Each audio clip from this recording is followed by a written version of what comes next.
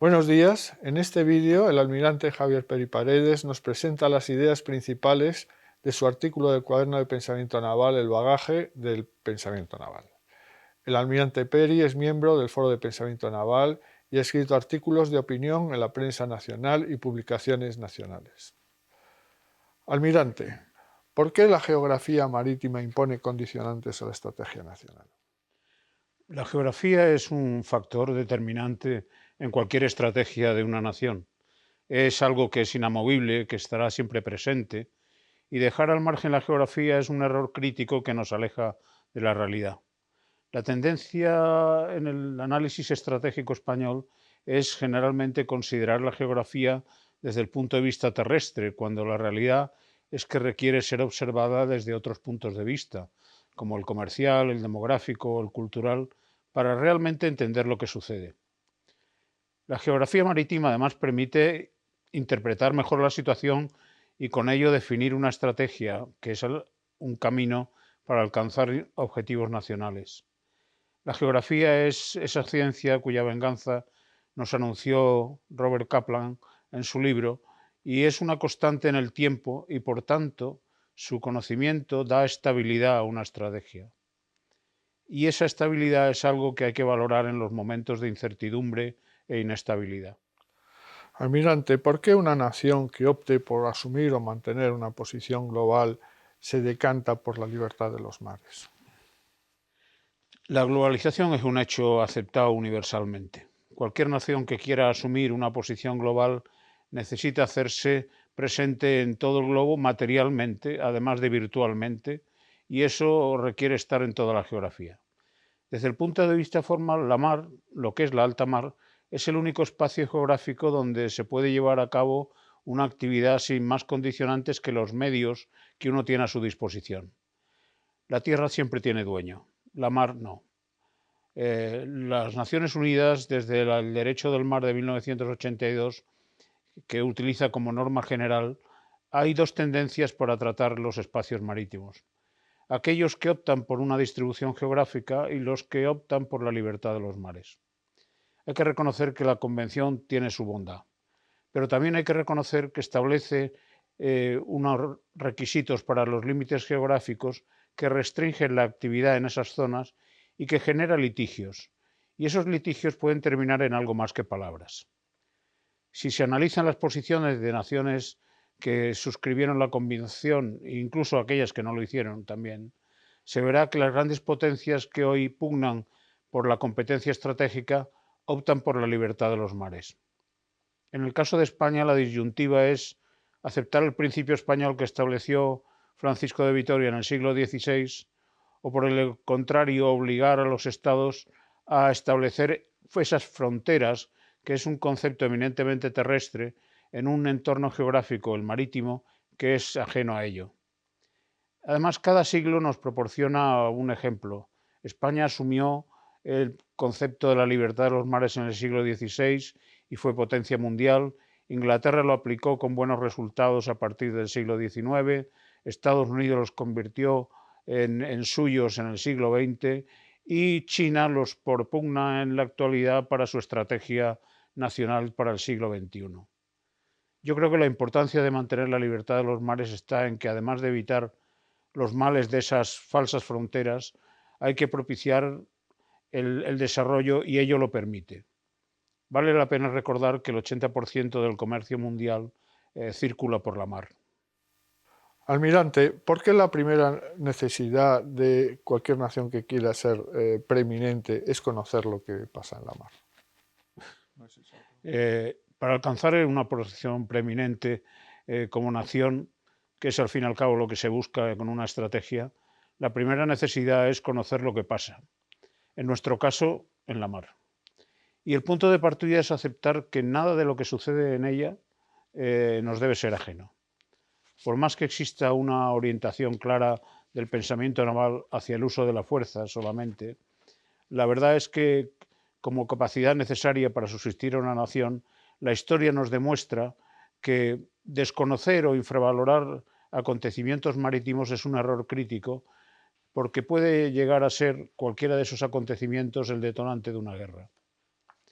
Hay accidentes o hay elementos que se producen de manera fortuita, pero otros pueden ser inducidos o generados para provocarlas.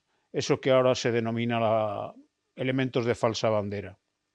Un ejemplo lo tenemos en la explosión del Maine en el puerto de La Habana, en Cuba, en el 15 de febrero de 1898.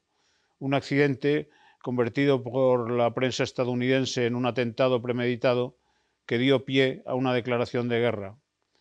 La verdad es que ese entuerto lo deshizo décadas después un almirante estadounidense también, Hyman Rickover, con un informe publicado en 1976 en el que demostró técnicamente lo que la política ocultó intencionadamente.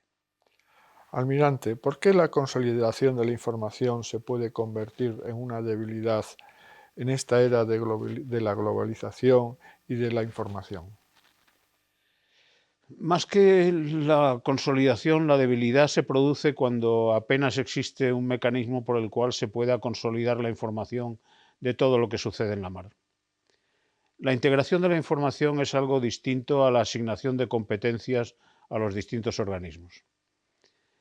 Pero hay que recordar que la mar es una y debe existir una institución que consolide el esfuerzo nacional, y ese esfuerzo nacional lo puede hacer la Armada como institución. Almirante, ¿cómo la proliferación de fuentes ha llevado a una descentralización de la vigilancia marítima con un ensanchamiento de las administraciones públicas en muchos casos, excepto en aquellas naciones que tienen una clara vocación de actor global? La proliferación en sí de las fuentes de información es un beneficio para la nación marítima como es España. Sin embargo, el tratamiento individualizado que hacen estas organizaciones de la información produce una atomización que se refleja en ese incremento de organismos en las administraciones públicas, en esos servicios marítimos. Y eso tiene dos efectos derivados no deseables, a mi juicio: el localismo en la toma de decisiones en asuntos que afectan a más de una administración, y por otro lado, una redundancia en las actuaciones que afectan a la eficacia en el servicio. El resultado de estos dos defectos apreciados es una pérdida de la visión global de lo que supone la mar para el desarrollo de una nación como la española. Almirante, ¿por qué nada de lo que sucede en la mar es ajeno al pensamiento naval? Y en este sentido, ¿cuál era la visión del almirante Eliseo Álvarez Arenas? Por lo dicho y lo reiterado de antes, la mar es una, de nadie y de todos. En palabras del almirante, que también fue académico de la lengua, don Eliseo Álvarez Arenas, pensar en la mar es contemplar ese espacio marítimo como un todo. La verdad es que hoy proliferan las fuentes de información. Hay barcos, hay aeronaves, hay satélites, hay instalaciones en tierra y hay quienes las gestionan independientemente. Esa amalgama hace que sea trabajoso consolidarlo todo. Por otro lado, el descubrimiento mediático de la importancia que la mar tiene hoy en el comercio mundial y en otras esferas de actuación hace que tanto administraciones locales como regionales, gubernamentales e internacionales, públicas y privadas, busquen su nicho de oportunidad y se establece en sí una competencia interna donde las naciones, dentro de las naciones, para alcanzar una supremacía transformada en presupuesto. El resultado de tal torneo interno es que la descentralización de la vigilancia marítima en múltiples organizaciones que actúan opacas entre sí es una realidad. Esta pugna administrativa por asumir competencias supone para una nación un desgaste, como he dicho, y una redundancia y una fricción que reduce realmente el conocimiento real de lo que pasa en la mar y en la actividad nacional. Esta dispersión, por otro lado, de las competencias se produce en mayor medida entre las naciones occidentales, donde se creció rápidamente en tiempos de bonanza. Hicieron que se ensanchasen las administraciones públicas e incluso encomendaron tareas a las empresas privadas, que en un gran número de casos desnaturalizaron la función de vigilancia integral de la mar para hacerse con una competencia que habitualmente integraban las marinas de guerra. Esta situación contrasta realmente con lo que ocurre en algunas naciones que tienen vocación de actor global y que mantienen un sistema integral de vigilancia de los espacios marítimos, como son Estados Unidos, China, Japón o el Reino Unido. Y también influye sin duda alguna esa tendencia de redefinir conceptos marítimos como vigilancia marítima, que es una actividad tangible y mesurable en su desarrollo, a esa nueva semántica donde todo se reduce a seguridad. Almirante, ¿qué supone la mar para la cohesión del territorio nacional? Y en este sentido, ¿por qué el Plan General 70 fue la base del pensamiento naval en España durante décadas? El Plan General de la Armada de la década de los 70 del siglo pasado tenía una gran bondad, que era un documento integral donde se trataron todos los elementos que se contemplan en un sistema para cumplir una finalidad. Hablaba de infraestructura, de equipamiento, de personal y de procedimientos, lo que ahora denominaríamos con otras denominaciones procesos, recursos económicos, recursos humanos, etc. Pero en esencia se responde a los mismos conceptos. La bondad del documento era precisamente es lo que le dio permanencia en el tiempo, porque contenía doctrina, que era una forma de tratar la situación marítima de España como un todo, donde la finalidad de la defensa de los principios de soberanía e integridad de la nación, y en nuestro caso la integridad geográfica, tenía muchísima importancia y que tenía que ver con la comunicación entre los archipiélagos y la península. Almirante, ¿cómo influyó lo conjunto en la introducción de conceptos ajenos a lo naval y a lo nacional? Habrá que matizarlo, pero el Plan General de la Armada de 1970 fue un concepto estratégico genuinamente nacional que se publicó y fue el último, yo creo, que se publicó con esa base de pensamiento naval y ha perdurado durante décadas e incluso su organización marítima parcialmente se ha permanecido. Sin embargo, irrumpió el concepto de lo conjunto, era una necesidad, y lo de lo combinado también lo era, e hizo que se perdiera poco a poco ese sabor español del pensamiento naval y se impusieron concepciones ajenas a lo naval e incluso foráneas a lo nacional. En lo que se refiere a la necesidad de la mar como nexo de unión geográfica entre los territorios nacionales, lo conjunto convirtió lo que era el eje Baleares, Estrecho de Gibraltar, Canarias, como un espacio de soberanía moral española, por así decirlo, lo convirtió en una línea fronteriza quebrada que dejaba fuera a las ciudades autónomas y las plazas de soberanía española en el norte de África. Por otro lado, lo combinado estableció, apoyado en esos mismos límites excluyentes, esos mismos términos en tratados internacionales que se suscribieron con posterioridad.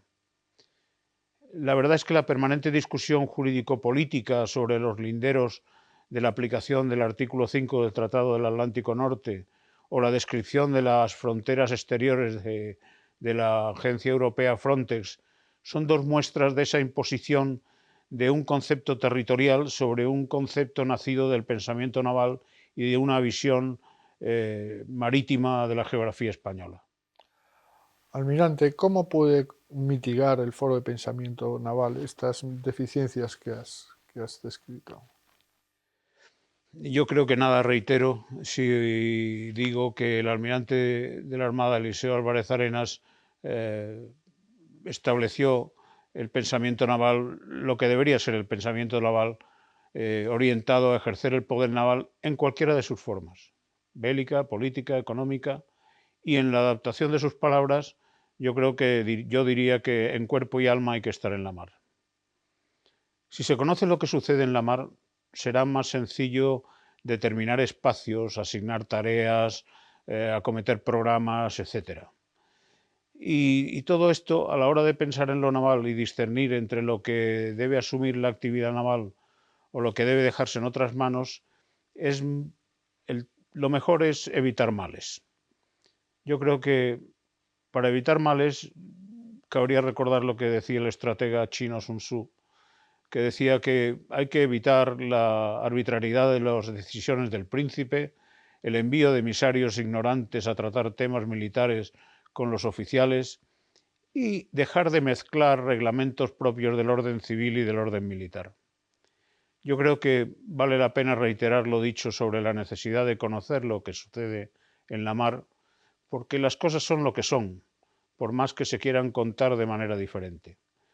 Así pues, si existe un vacío conceptual, pues yo creo que el foro puede llenarlo con ideas que nacen dentro de él, porque ahí existe una libertad de pensamiento entre sus miembros y porque existe una libertad de expresión que les permite el despego, no nos permite el despego ya de nuestra condición militar activa.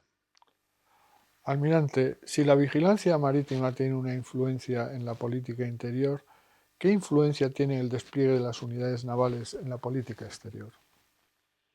Yo creo que si se profundiza en este tema, desde el punto de vista naval, cabe pensar que existe una muy señalada diferencia entre las normas aceptadas eh, en términos generales, como son el derecho de la guerra, y los términos particulares, por así decirlo, del derecho marítimo internacional que consolidó la Convención de Naciones Unidas sobre el Derecho del Mar.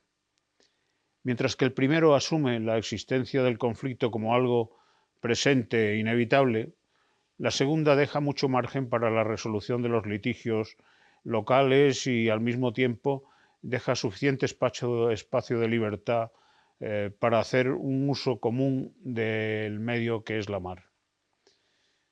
Allí en la mar priman los hechos por encima de las intenciones. La capacidad de dominar o negar el dominio de la mar va más allá de las imposiciones políticas formales. Domina y niega solamente quien está allí. La alta mar mantiene su estatus de antaño, no ha variado, y por ende en ella se puede llevar a cabo todos los mismos acontecimientos del pasado, es decir, los compromisos sobre la diplomacia de ayer permanecen. Almirante, ¿qué diferencia cualitativa existe entre las normas internacionales para conflictos del derecho de la guerra y del derecho del mar?